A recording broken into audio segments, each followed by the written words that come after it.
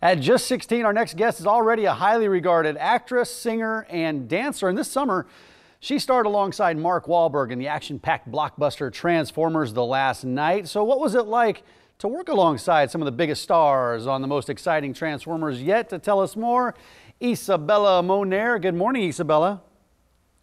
Good morning. Good morning, Omaha. Yes, thanks for joining us this morning. Hey, good morning. I got to ask you, how did this all come about? I was doing some reading on you, and you have a short list of movies that you've done. Sometimes we interview, they've got this big long list, but it's only because you're so young.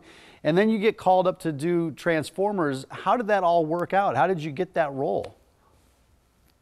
Well, I'd been doing television a lot, and then a few movies here and there. You're right. And I was actually at home when I got the email from my manager, which she had a few sides.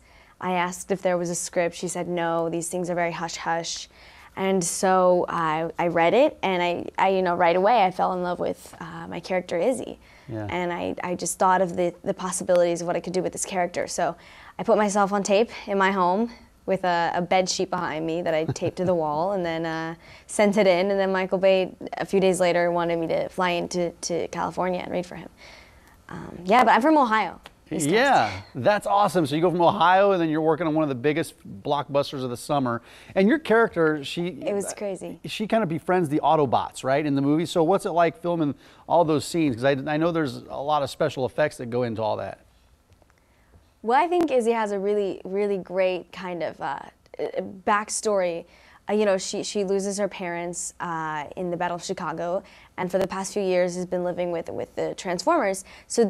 And the whole movie is about humans versus Transformers, and she is totally conflicted because she's been living with both and has a special spot in her heart for both. And I, in the movie, have my own little companion robot. He's kind of like a lame Transformers puppy who can't transform, but his name is Squeaks, and he's so cute.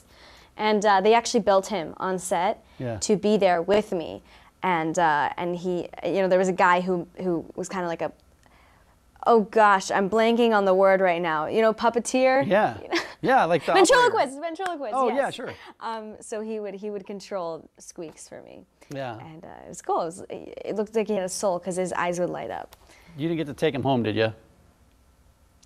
No, but Hasbro sent me a bunch of toys. Well, that's good. That makes up for it. What makes this Transformers the biggest and one of the best in the series? I haven't seen it yet. I want to see it. As we'll find out, it's coming out on DVD and Blu-ray.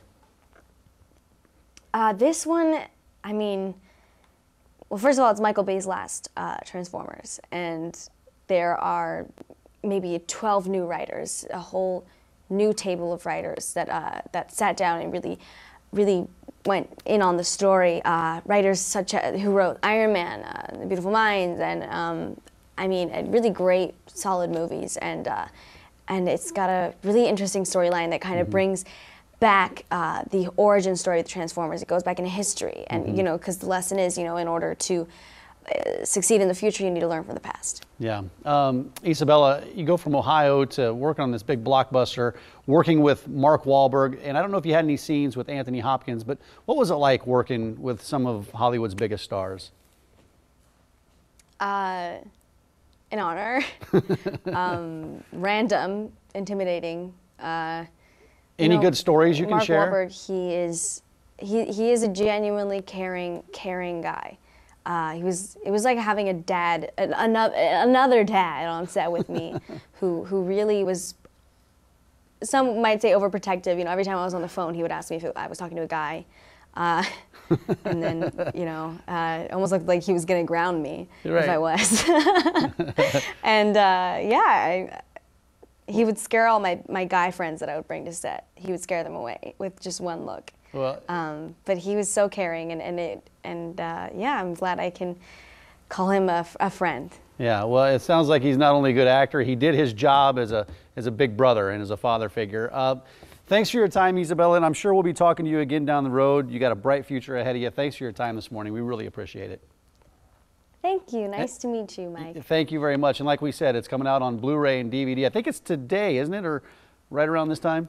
September 26th. Okay, a if I couple remember weeks. correctly. Is today September 26th? No, we're not quite there yet, but a couple weeks. We'll get there. But it's coming out. Look for it on Yes. Blu-ray and DVD. That's what we'll tell our viewers. Isabella, hey, thanks a lot. We appreciate it. Thank you. All Bye. righty. Kelly, over to you.